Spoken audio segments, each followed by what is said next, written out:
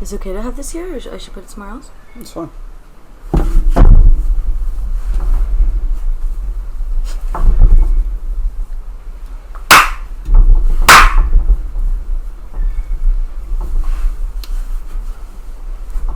Okay, welcome to my podcast.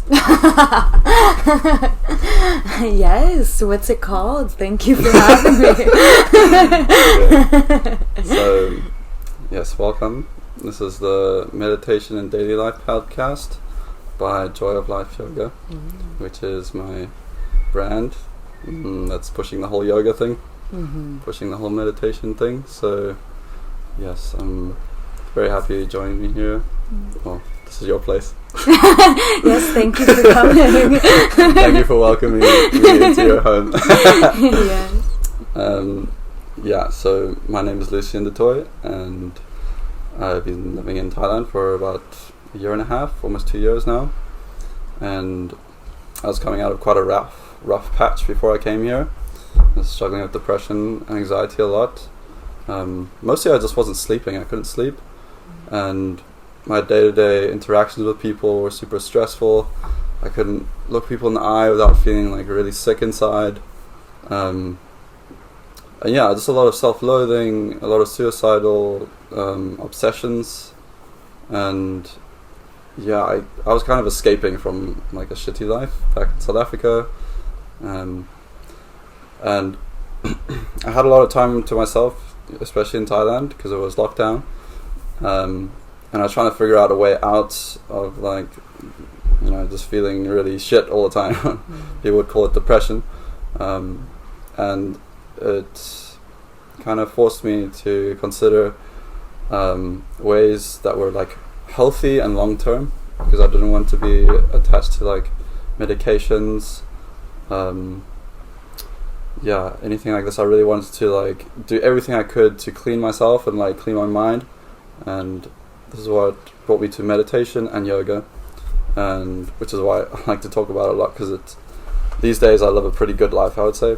In general, I'm very happy, I sleep amazing, and I attribute it mainly to my lifestyle changes in terms of what I'm consuming, my habits, like meditation, like yoga. And yeah, that's kind of the point of this podcast, the point of the content that I create.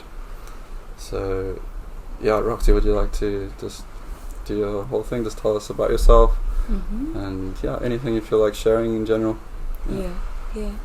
Yeah, so I'm Roxy, and yeah, similar to you, I think it's been almost 2 years now in Thailand. But before, I think my roots are Indian and Persian, so there is this kind of background from my family in some types of practices. Like, I grew up around quite a few yogis, meditators, people like this, but I didn't really understand it when I was younger. I actually have really vivid memories of one of the first books I read was actually Be Here Now by Ram Dass, which the whole premise of it is the only thing that really exists is now, and how we put so much emphasis on the logical, rational thinking mind, where we're always one thought away from here. And so what really is life if you can't give your full attention and dedication to the present moment?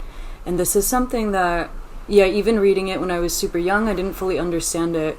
But when I came back to it years later, it was this, like, this sense of remembering, yeah, what really matters in life, which to me has always been the present moment. And I've just had so many points in my life where I've witnessed the suffering I'm in only because of my own mind, not necessarily the external world. There's definitely things that happen to us that could be considered traumatizing or just really painful, but it's more the mind attaching to it is what makes it so painful. So an example of this would be you go through a trauma that in reality lasts 10 minutes maybe, and then you're just carrying it with you. It's recycling for years and years and years in your own mind, and it's not like we need to suppress or reject or push away these things. It's more like coming into terms of what it means to be in the now, even if something in the past has happened to you that isn't great. And so this is something that was really concrete for me, actually, when I traveled Asia. I left a really good job in New York. I left a really amazing partner. I left all my friends and family, which I've done many times before because I'm a traveler. But there's this different feeling in it. And I was going to Taiwan and I was working a job I actually really ended up not liking at all. I didn't have any sense of community. I felt like I left a really glamorous life behind. And it puzzled me so much because my life, like externally in Taiwan, was so not as good as my life in New York. And I was so happy somehow. And I realized it was because I was really deep in my practice of just going to work and then coming home and meditating and just focusing on my breath, doing a little bit of yoga. And it wasn't even that, it was more of what it allowed me to do afterwards, which was even just walking to work. My walk was just beautiful because I was paying attention to literally everything unfolding around me. Everything just had this quality of luminescence because I was just in this state of like totally committed to what was in front of me. And I remember once I was in a sauna actually, and I was like just thinking about my life in New York, like thinking about my boyfriend, how much I missed him and whatever. And I was like, in my mind right now I'm still in New York. Why? Like, you're in Taiwan, just be here. And when I really committed myself to just being where I was, even though I didn't like my job, I had literally no friends, I wasn't doing much, I was able to see the simplicity of life being actually beautiful. Whereas in New York, life was amazing and fantastic, but I couldn't really feel it because I wasn't paying attention. It was always about the next thing because it was just bombarded schedule, always things to do. And this process of slowing down the mind, of taking things slowly, of paying attention to what's in front of you was so important for me. Yeah, I could go on and on, but really just witnessing my own life through the scope of giving complete dedication to the present moment. Yes. Okay, thank you for sharing that. I can relate to a lot of what you were saying actually, because you were speaking about like these loops, these habit loops in the mind, and never being really present. Like your mind is worrying about something in the future maybe, or looking for something in the future, and it's like you're never really here. And what you said about when you were in Taiwan, that your mind was in New York. You were like living in Taiwan, but your mind was really living in New York, and you couldn't be fully present. And it's something I really realized that I was doing here as well when I first came to Thailand, because like I said, I was struggling, like suicidal basically. And I had the same thing. My mind was obsessing about shit, what happens when I have to go back to South Africa to my shitty life. So this was a habit pattern that was like coming up again and again, and things would trigger it. So it's like I'd be low on money, or like my visa's coming up, and it would trigger this memory of like, oh shit, what happens if I go back to South Africa, and then worry, and then depression, and then this whole thing. So I was never really present and experiencing the amazing like weather in Thailand. I mean, it was kind of crazy because I was in an amazing part of the world, like just beautiful beaches, and I couldn't fully appreciate it because I was completely in my mind. And these practices, meditation in particular, got me out of that and brought me much more present. And as well, since I first came to Thailand, very little has changed, like in my material world. I would say the main thing is I've developed more friends in general on this island, but the reasons to feel like happier have been like not much different. I mean, I'm still going to the same beautiful beaches and I enjoy them so much now, and I'm like super, like I feel good in general. So nothing has really changed in the material world apart from my mind. And and I was thinking about this for a while. It's like in the Western world, we're taught to change the outside. This is what we obsess over, like let's change the outside to be happy. And in the East, to some degree, it's more about internal work. When I think of yogis or something like this, they're obsessing about changing the inside so they can be happy. So these days I think I'm living in both worlds. I'm working on the outside, but I'm very much working on the inside as well. Working on my mind, working on my physical body, so I can be happier. Because again, why do we obsess over these things like getting houses and getting cars? Because we want to be happy. But, you know, they do give us some kind of happiness, but I think if you just rely on that, it's maybe not fulfilling. Yeah, I think especially with the external world is there will always be something more and more to strive for or something to grab at. And so it's almost like we're in this never-ending feedback loop of reaching for something, getting it. Once we get it, it's like it feels good for a little. We get that dopamine hit, and then it's just on to the next thing. And it's also what we've been programmed into, especially I'm from America, where the social myth is just more is better. So it's always, it's capitalistic consumerist culture. You're always grabbing for something outside of yourself. And I've realized very early on, I think that's why I'm really happy with having roots that are Indian, is when I was super young, going to a place like India, really witnessing the fact that people have nothing. Like, the only thing they own is just the loincloth on their body. And you see the happiness in children's eyes, and they're so happy with so little.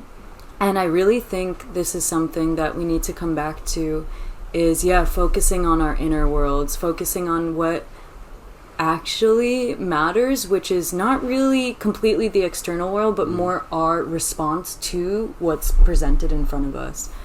And this is it's interesting, because in the West we're really about domination and control. So we want to control nature, control the environment around us, to make us feel like we're in control of ourselves, and it just doesn't make sense.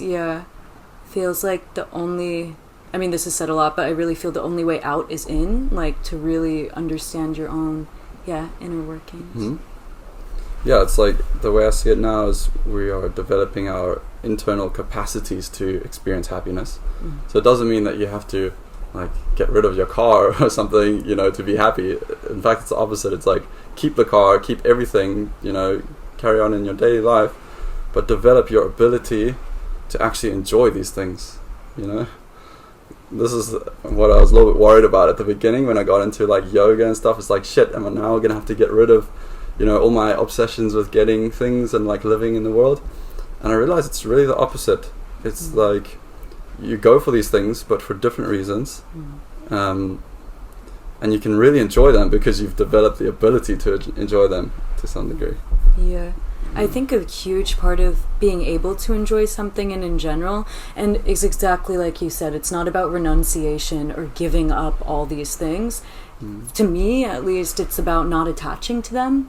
And so, like, I think I told you an example of this was when I was at the beach at midnight and was swimming in the ocean, and I came back and everything of mine was stolen, even my clothes, and I had to drive back on my scooter naked. And really, I'm like traveler for the last 2 years. I'm already simple. I just live out of one backpack, and it was everything that really mattered to me, like my phone, my wallet, my glasses, my jewelry, my clothing, everything was stolen.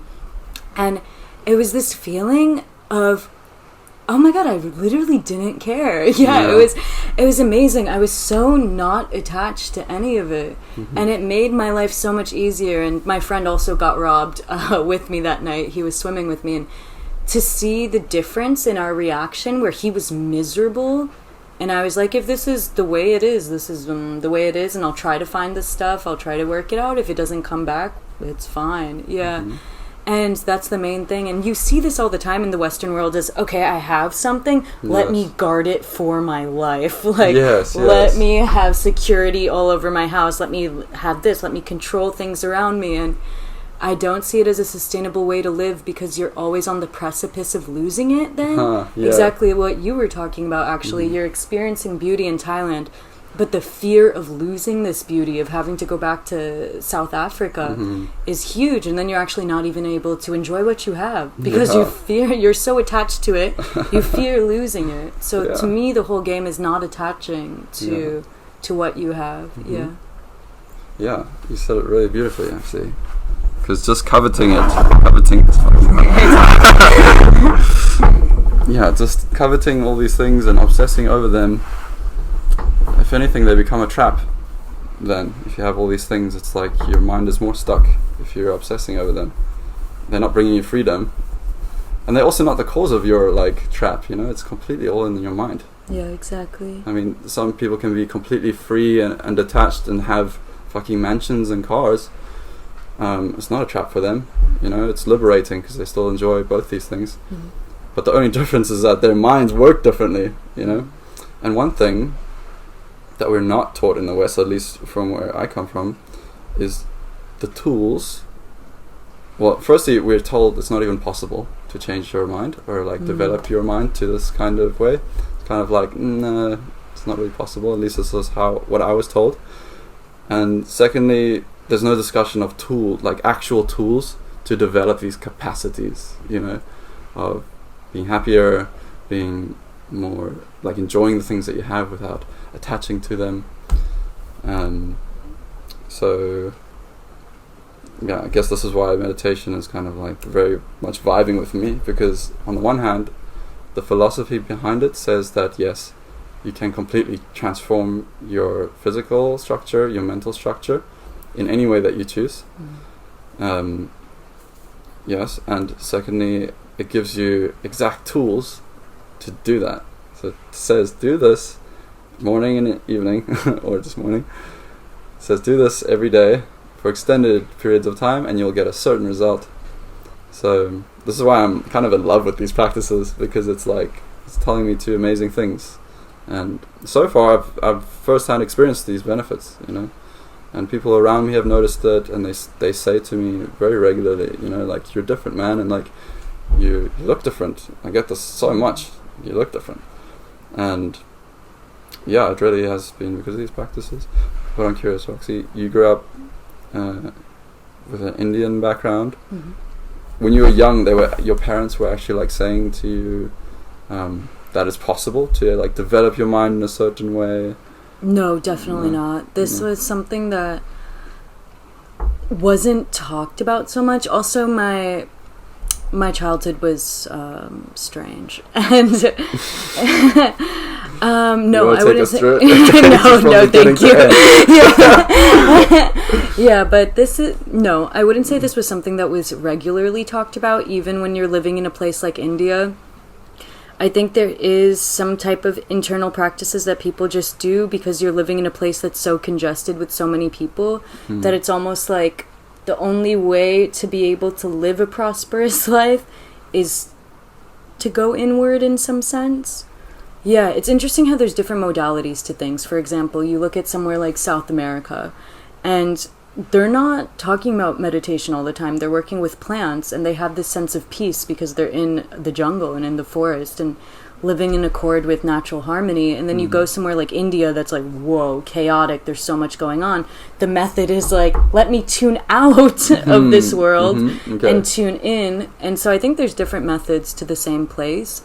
But yeah, in my family, this wasn't something that was regularly talked about, but there was this connection with divinity in some way, which I think is important. And for me, meditating is, I mean, what you could say connection with source or with God or with spirit, where it's less about the individuality of the human experience, and it's more about this meta universal thing. And I think that's the beauty of it, is like when you hear things that sound really bogus, like we are all one or all this stuff, but you sit and you meditate and you really feel it. You feel that there's actually no difference in anything. And yeah, when you go and have almost out-of-body experiences and you literally realize like this is just vessel, and you honor your vessel and you do things for it, but you realize that it's not everything. And so it puts you on this meta level. And that's also why even when you look at things like depression or anxiety, a lot of it comes back down to personhood. You take yourself so seriously. You take the whole game of life so seriously. These are my problems. This is my trauma. This is this. And then when you meditate, it's not about rejecting those traumas or anything like that. It's about being pulled out of the narrative that you've been feeding yourself and realizing you are so much greater than all the things that have happened to you. Mm. And yeah, this is for me what I loved about meditating was you go inward. It's funny, like you go in to actually transcend yourself. It's such a strange, it's like very paradoxical, the process. And yeah, I love this because there's beauty and uniqueness to our individuality, but then there's also this like feeling of I am part of the whole. And like, it sounds like nihilistic to say, but like the things that we are trained to care about, they don't matter so much. Yeah. And when you realize what really matters, you're like, I was fed. For me, a huge part of a lot of the different awakenings I've had was like, I've been fed so many lies about what it means to be human and to be happy. And for me, so much of my life is actually just not consuming things and really listening to my own intuition, which you're told from a very young age is wrong, actually, because we're so much about logic and rationality and being able to explain everything that we lose our capacity to listen to the subtle body and our own feelings. And it's sad. Yeah. And so, yes. Okay, so one of the things that you mentioned or alluded to was that meditation seems to mean different things to different people. And what's becoming more clear to me now is that the word meditation means different things to different people, of course, but it also means something different depending on where you are, like how developed you are in meditation. So at the early days, when I was really suffering, I was fucking depressed and I wanted to kill myself, meditation for me was a tool to just fucking not kill myself. Or to not think. That's what a lot of people use it for. Yes, it was like a coping mechanism. And it was great at doing that. It wasn't easy, but yeah, it was like a coping mechanism for me at that point. And then it became more enjoyable, like something I looked forward to. But now I'm realizing the more I progress into meditation and the more I enjoy it and the more like deliberate I am about being regular with my practice, I'm seeing that it's a way to come out of suffering for one, but then to really thrive after that. Like coming out of the suffering part is like 1 or 2% of the journey. You know, what comes after this like thriving in life, I think is a longer journey and of course more fulfilling and all of this. But I'm realizing that it's for some people it's going to be just a coping, like, okay, I'm just not going to kill myself, I'm going to make it through today without like killing someone, But with time, I'm certain that this can take you to a level where you're thriving in the life in a way that you could never imagine before. And eventually, when you get to a very peaceful mind, you can have these kinds of experiences of unity and connections with divinity, whatever that means to you. And I think it's essentially a part of being human, this process of going inward. Like you mentioned, people in South America are using plant medicines to go inward and introspect. I don't see a big difference between what people are doing in the East with meditation, going inward, or people in the Americas using plant medicine also to go inward. So it seems to me like a very essential part of being human, the self-inquiry practices, like deliberate practices, which is kind of lost in the West. Because in the West, you start getting introspective when you have mental illness. You know, you get depression, you see a psychologist, and then you start getting introspective and you start doing practices of self-inquiry, you speak to someone. It's like a last minute thing of survival almost, you know? There's no, like, at least in my mind, there's nothing habitual in the culture that seems to be turning inward, you know? Definitely. And so I'm American, and there's not a sense of ritual in the culture. And you look at countries in the East, and there is this sense of kind of ritual and of having a practice in what you do and consistency in what you do. And even when I hear about meditation talked in the West, it's a lot about, oh, this entrepreneur uses meditation so that he can concentrate and discipline himself more at work, which actually makes sense because one of the first stages of meditation is this aspect of concentration.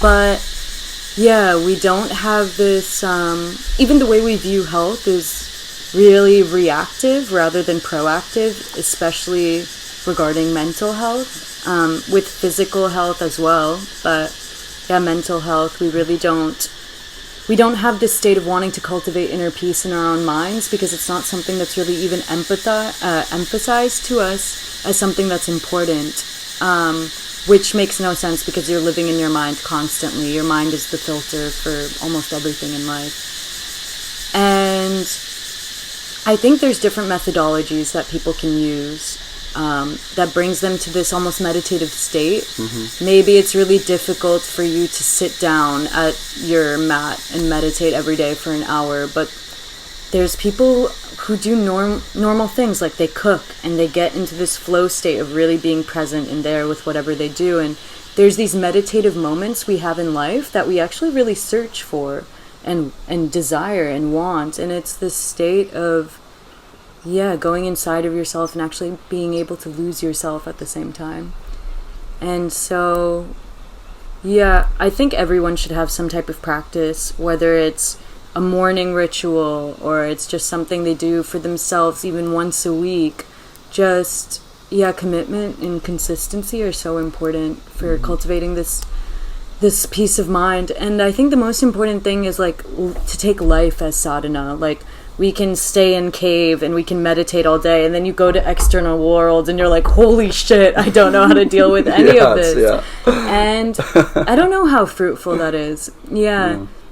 And so to be able to go back to the matrix, actually, places like New York or Paris or Berlin, and keep this state of mind that's not being pulled, because that's what happens all the time, is our consciousness is being pulled by so many distractions, by so many external forces, and you just to remain centered and balanced and to stay with what's important to you, which is like cultivating this state of peace.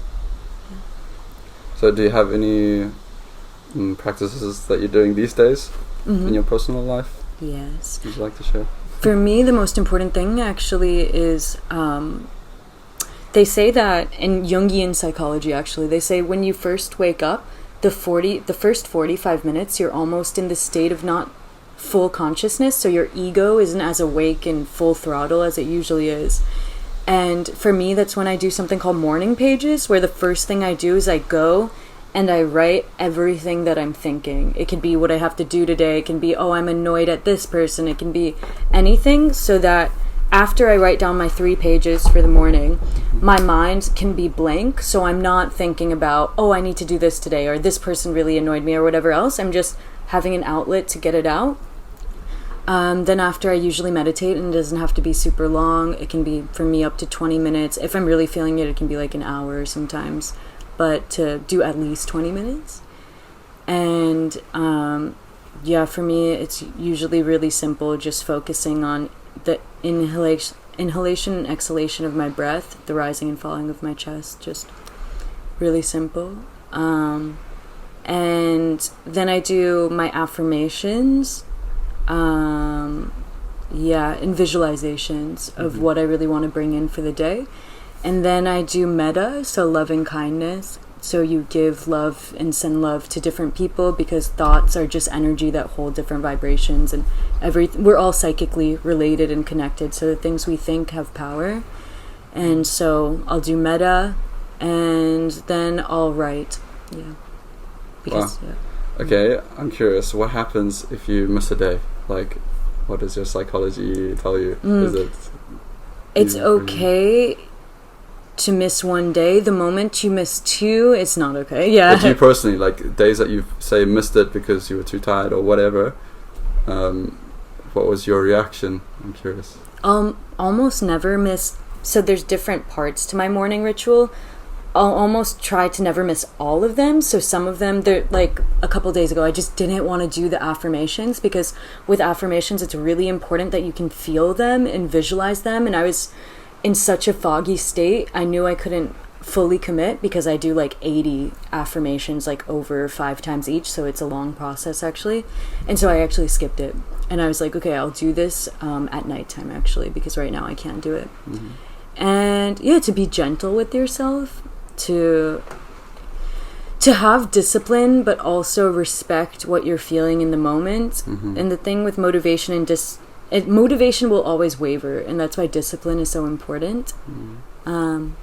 So yeah, I'll try to be gentle with myself, but not too gentle. Yes, there's a balance. Yes. Yeah, it's a delicate balance as well, because years ago I also had a very rigid morning routine.